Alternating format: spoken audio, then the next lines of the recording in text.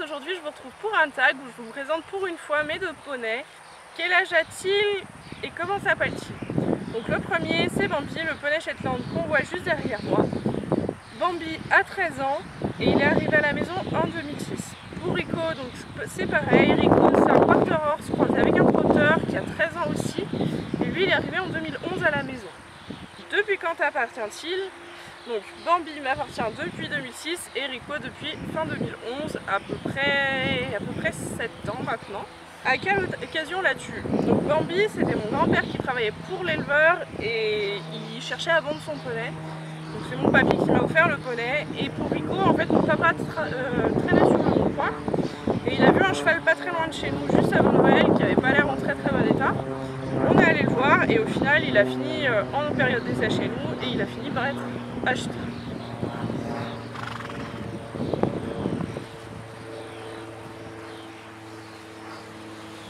Quel âge avait-il quand tu l'as eu? Donc Rico, je l'ai eu, il avait 5 ans, un peu moins de 5 ans, il avait 4 ans et demi. Et Bambi, je l'ai eu à 6 mois, il n'était pas sûr. As-tu changé son nom? Si oui, pourquoi? Donc non, j'ai changé ni le nom de Bambi ni le nom de Rico pour la simple et bonne raison que je trouve pas ça très intelligent. Donc les deux ont gardé leur nom.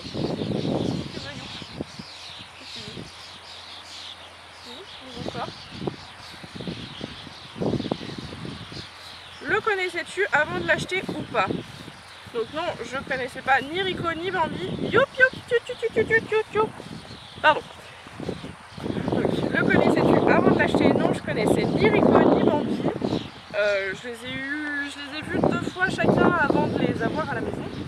Pardon, elle va emmener ses mouches. Est-ce que c'était le cheval que tu rêvais d'avoir ou pas? Donc Bambi, oui. Rico, je ne m'entendais pas du tout avec. Donc en fait, Rico, c'était pas du tout un coup de cœur. Bambi, c'était vraiment mon poney, c'était mon premier poney et c'était vraiment un coup de cœur.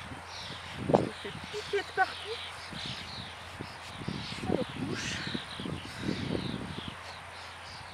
Pourquoi lui et pas un autre? Donc pour Bambi, c'était mon premier poney. J'ai pas trop cherché à avoir un poney. Mais du coup l'occasion s'est présentée et j'ai pris du coup le poney, j'ai pas hésité trop longtemps non plus. Pour Rico, il était vraiment gentil, j'aimais pas du tout ses allures, j'aimais pas du tout sa façon de travailler, mais bon c'était un jeune cheval donc je me suis dit que les dégâts pouvaient être réparés.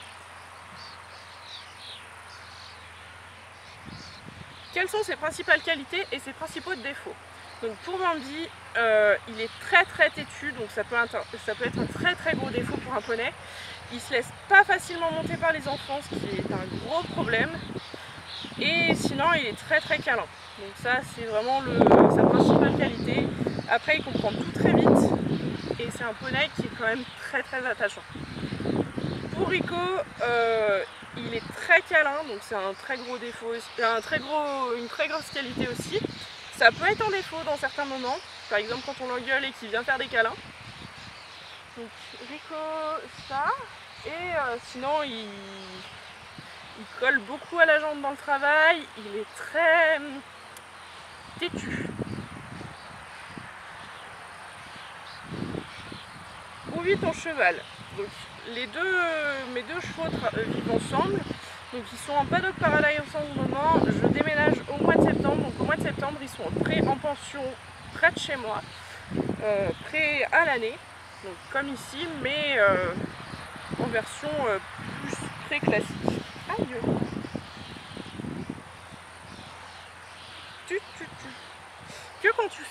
Que comptais-tu faire en l'achetant? Donc pour Rico, je l'ai acheté pour faire du loisir. Bambi, c'était mon premier poney, donc c'était pour avoir mon poney. Et on a fait beaucoup de travail à pied, je l'ai débourré, on a fait pas mal de balades. Et puis je suis devenue trop grande, donc maintenant on fait beaucoup de travail à pied et on fait plus que ça. Pour Rico, on a fait beaucoup de rando aussi au début.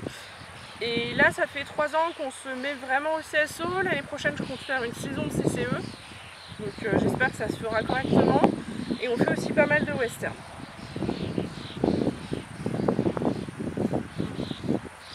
se déroulent vos séances type. Donc avec Bambi, on ne fait pas de séance type parce que le peu de séances qu'on fait ne se ressemble pas du tout. On fait vraiment pas beaucoup de séances et le peu qu'on fait, je préfère ne pas l'embêter trop avec des routines, on va dire. Pour Rico, je fais ma détente une bonne dizaine de minutes au pas. Après, je passe au trot et je galope un tout petit peu avant de repasser sur une séance où on travaille vraiment. Oh, qu'il est tout mignon! Combien avez-vous sauté au maximum? Donc Bambi, c'est une question à laquelle je ne répondrai pas parce qu'il ne travaille plus monter. En liberté, il saute 1m10. Je ne suis pas allée plus haut. Non, non, non, lâche la caméra. Pardon. Je ne suis pas allée plus haut avec Bambi. Avec Rico, on a sauté 130 en isolé. Et en parcours, le maximum qu'on ait fait, c'était 1m10. Mais c'était pas très propre. Sinon, en moyenne, avec Rico, on se situe autour de 80-85.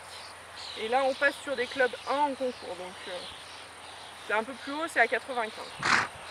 Quelles sont leurs disciplines préférées? Donc, Bambi, c'est le travail à pied. Il aime pas trop être travaillé par les enfants, donc on préfère travailler à pied, c'est plus sage. Et pour Rico, c'est le saut d'obstacle. Là, on a commencé un petit peu le cross et ça commence à le titiller un peu et il commence à bien aimer ça. Sont-ils des chevaux pour tout niveau? Donc non, le problème de Bambi, c'est qu'il ne se laisse pas monter par les enfants. Il faut un enfant qui a un très fort caractère et on n'en trouve pas beaucoup.